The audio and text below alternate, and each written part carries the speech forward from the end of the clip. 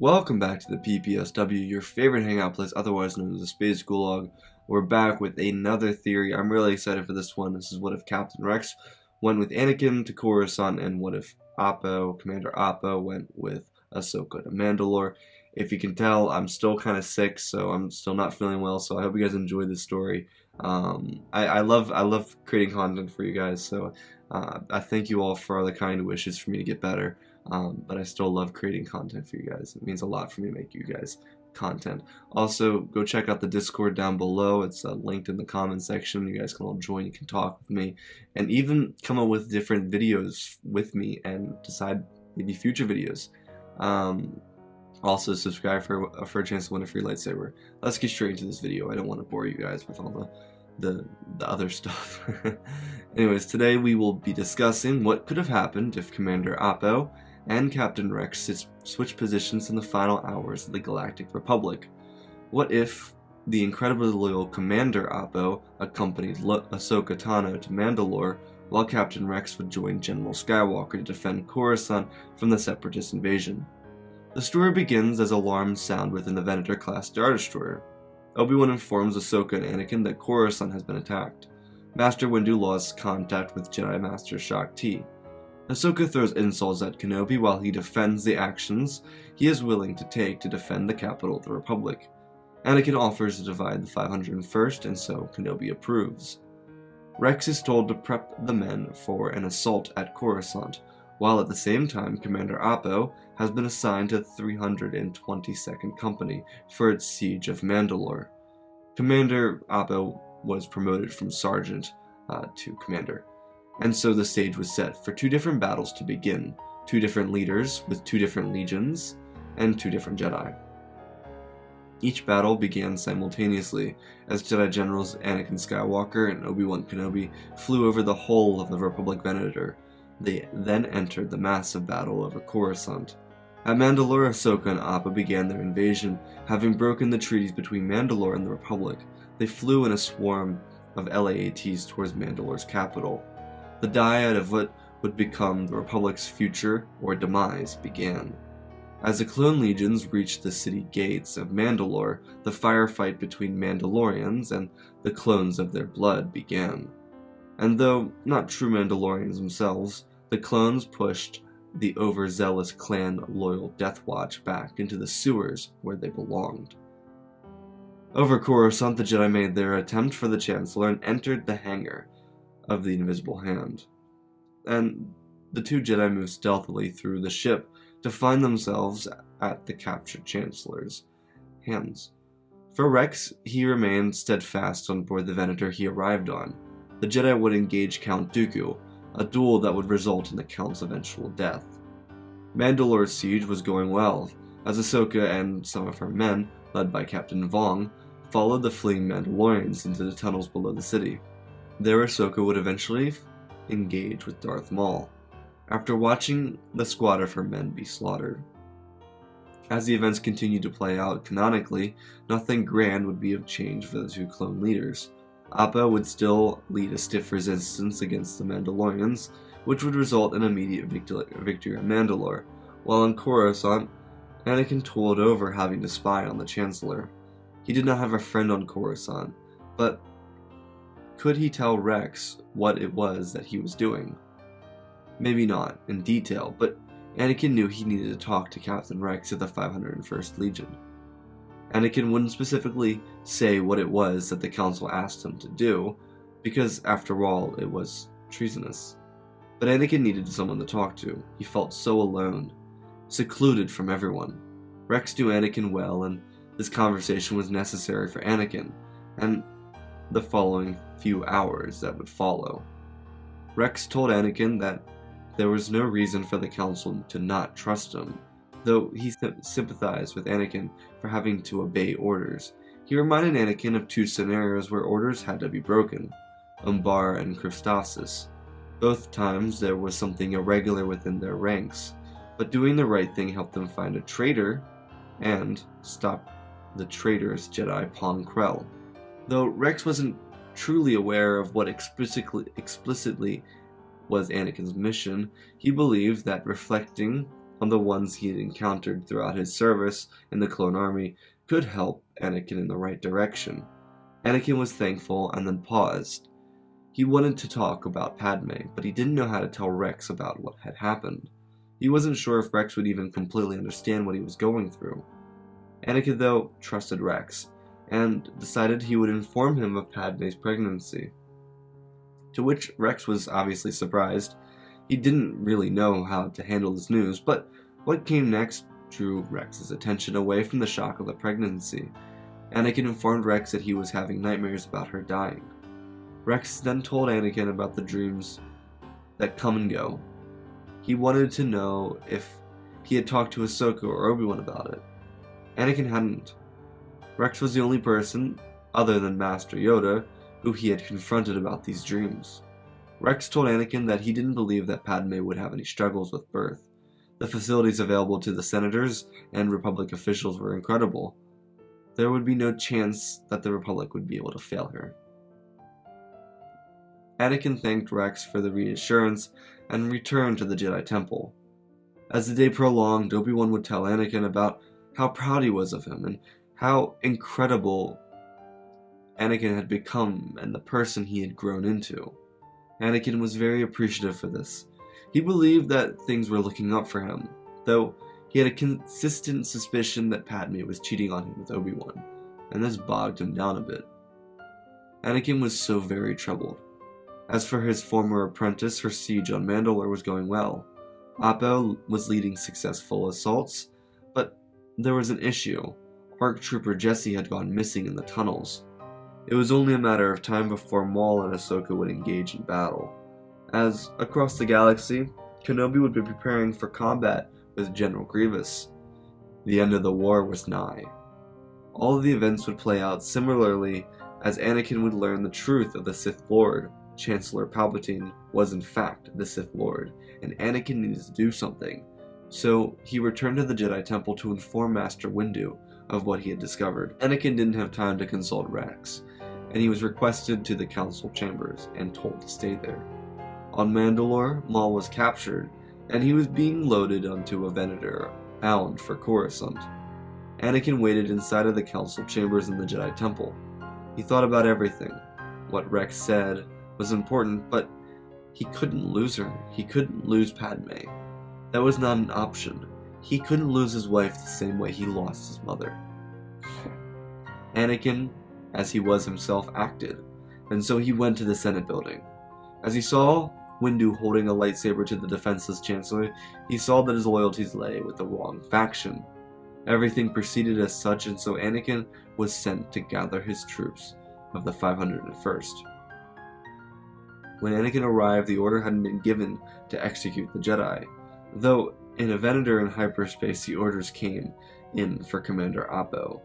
As Ahsoka felt a disturbance in the Force, she ran into the command center where Appo had just received orders to execute Order 66, and as such, Appo, unlike Rex, acted immediately. He turned around and fired blaster shots at Ahsoka, who didn't expect this immediate turn, as she stuttered to the floor. She had been shot in the hip and was down. As more clones entered the command bridge, Ahsoka tried to defend herself. She was unable to stand. The clones then began to shoot at her, as she tried her best to stay alive, but much like the countless Jedi across the galaxy, she became another victim to the clone army. Ahsoka's life ended on the bridge at the hands of Commander Appo and the men on deck. Appo then ordered the immediate execution of Maul, and so it was done. The ship that was carrying Ahsoka and Maul back to Coruscant no longer had any Force wielders alive on board of the ship. Anakin assembled his troops, and Rex asked what they were going to do. Anakin explained everything. He told Rex that the Jedi had betrayed the Republic, but then Rex retaliated, telling Anakin that he must be confused. The Jedi would never do such a thing. His comlink was contacted. As he opened the comlink, a communication from the Chancellor came in. He was given orders to execute Order 66. Rex shook his head. He spoke the name 5, trying to find his friend.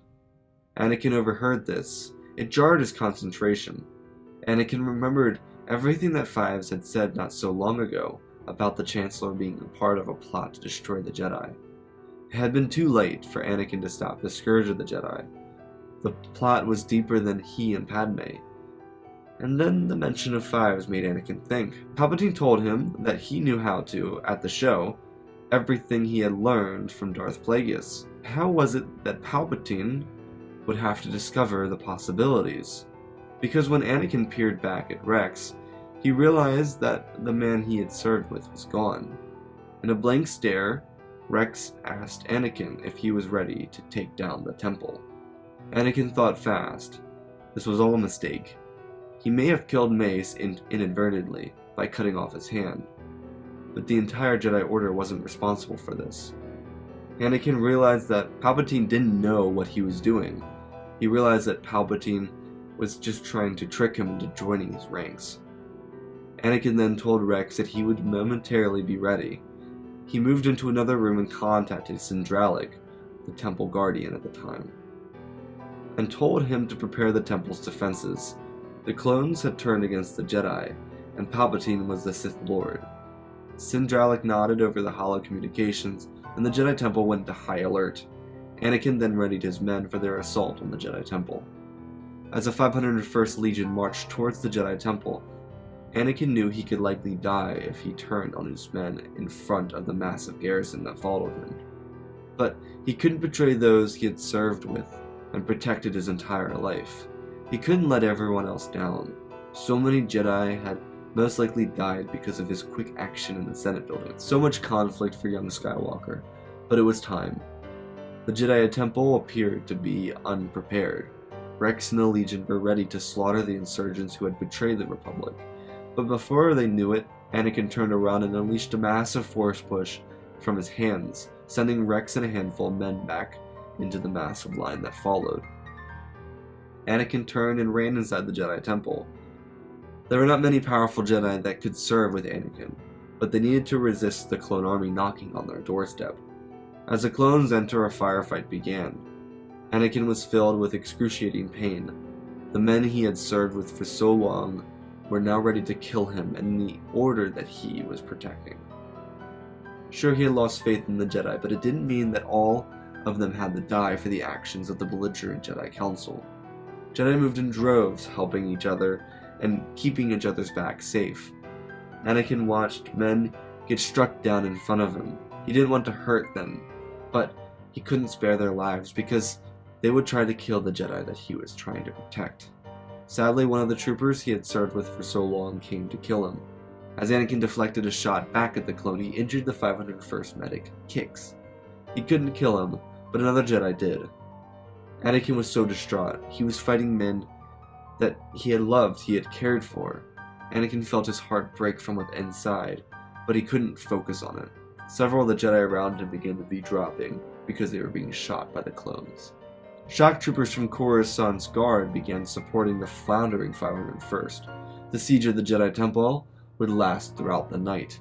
Thousands of clones would die fighting against the Jedi, and hundreds of Jedi would lay dead protecting the entrance to the Jedi's ivory tower of peace. Anakin survived, but the heartbreak he felt was insurmountable. He hadn't seen Rex since before the assault. He hoped that Rex hadn't died, but as Anakin walked across the ruins of the Jedi and the clone bodies, he saw his captain. He had been cut across the chest, killing him immediately. Anakin let down his face a single tear, trying to hide it back.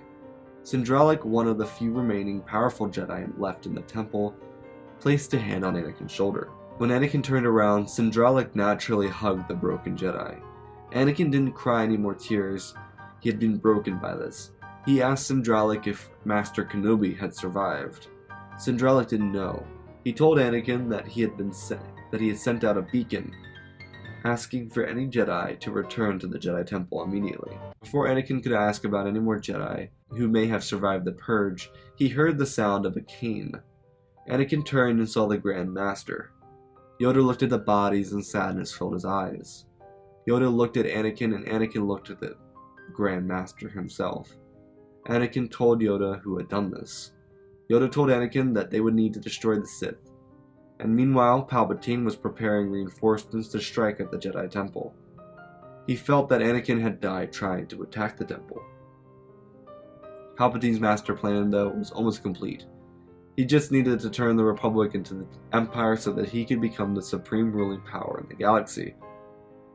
As he and Mas Amedda prepared to inform the Republic Senate, Sidious felt a chill down his spine. As he opened the door, Anakin and Yoda stood before him, awaiting for his presence. Sidious had no time for pleasantries. He knew that Anakin had betrayed him. 4 blades ignited, green, blue, and 2 crimson. Yoda immediately put Palpatine on defense. Anakin helped where he could, but Palpatine was incredibly fast, and so was Master Yoda. These were 2 of the most powerful beings in the galaxy. Anakin was amazed at the pure strength that they both possessed. But as swift and decisive parries turned into offense and defense, Anakin seized the moment. He took a note from what he had seen Palpatine do during the fight, and instead of using his traditional fighting style, he used a jab and caught the Sith Guard off balance. Anakin killed Palpatine, but it wasn't over. In the distance, the Jedi Temple could be seen with flames emanating from it. The clones had a new wave of attack. Yoda and Anakin made their way back to the temple to find more dead bodies of both clones and Jedi. The Jedi had been weakened, but now they were on their heels. Sindralic was defending a group of Padawans as Anakin and Yoda arrived. But there was also another Jedi who drew attention of most of the clones. Kenobi had returned as he saw the message from Sindralic. He was defending a group of younglings, but he needed assistance. Yoda went to help Master Kenobi as Anakin assisted Sindralic. The Clone Wars were not over, and even though Kenobi killed Grievous, he was now fighting the men who called him Sir for the past few years. Kenobi, Yoda, and Anakin were all hurt by the occurrence, but they were able to defend the temple. Another attack from the clones that failed. The temple had seen 3 different legions try to take it over. And now it was time for Anakin to confess to the Senate what it was that he knew about Palpatine. Anakin's final thank you to Captain Rex and Fives was revealing to the Republic Senate what it was that ARC Trooper Fives had discovered. Fives knew of a plot to destroy the Jedi, and so Anakin expressed to the Senate that the Clone Wars was a proxy war by the Sith to undermine the Jedi and wipe them out. As time would pass, the Republic would make the role of Chancellor weaker. Luke and Leia would be born and be kept hidden away from the Jedi. Anakin would serve the Council, but confess to what had happened with Mace Windu. The Jedi frowned down on this, but Anakin was able to prove his loyalty by defending the temple with his life. He was allowed to stay in the Order. And that is our story. Again, sorry guys, I know I'm being sick, and being sick has its downsides because, you know, I have the voice of Darth Malgus or somebody else that has a respirator, and it's a lot of fun. But this story was a lot of fun to write. I think it was recently suggested, but I thought it was cool. I honestly, when I was writing this, I kept flipping between a light side and a dark side ending. There were 2 endings that I had for this in my mind, and I kind of went with the light side ending because Darth Jar Jar was pretty dark. Let's be real here. That was a dark story. And though there's some dark parts to this one, and I know Ahsoka's going to draw a reaction, but I think if Rex had reacted as like the normal clones did, Ahsoka would have died quickly. Much like Aayla Secura being killed by Commander Bly, Rex having so much respect for Ahsoka, and the other troops of the 501st having so much respect for Ahsoka, I think they would have tried to kill her quickly and painlessly. Obviously that didn't happen here, but I think the same was for Appo. Appo was a loyal trooper, and I think he would have just gone for the kill immediately. And that's what happened with Ahsoka. As for Anakin, I think there was possibility for redemption here. That was the thing I struggled with the most. It was either him killing Rex or him deciding to listen to Rex and turn against the clones because he realized that it wasn't right. And I decided to go with the latter because I think it makes the story more interesting. I think you guys would expect Anakin to stay to the dark side, and I think Anakin would stay to the dark side in this situation, which is why I had originally concocted that idea. But nonetheless, this is a story that we have, so tell me what you think down below. Don't forget to subscribe to these lovely channels here, And join the Discord, of course. You get to chat with me, we get to chat. We've been sending memes back and forth all night. It's 6 in the morning right now, and we were sending memes to each other at like 3 in the morning. So it's a super fun chat. It's a great group of friends to just enjoy. Most of the people in there I don't know. There's a couple people that I've either worked with or people that I know in real life that are in there. So it's a lot of fun for everybody. We had a great time today. And the last couple of days being there, so come join it. Also, don't forget to subscribe for a chance to win a free lightsaber. 7,000 away, we're making our way there. Thank you for 3,000. I don't want to make a big deal out of each 1,000 that we get, so let's keep going for 10k so I can give away those lightsabers to you guys. Anyways, guys, I love you all. Spread the love, and always remember, my friends, may the Force be with you.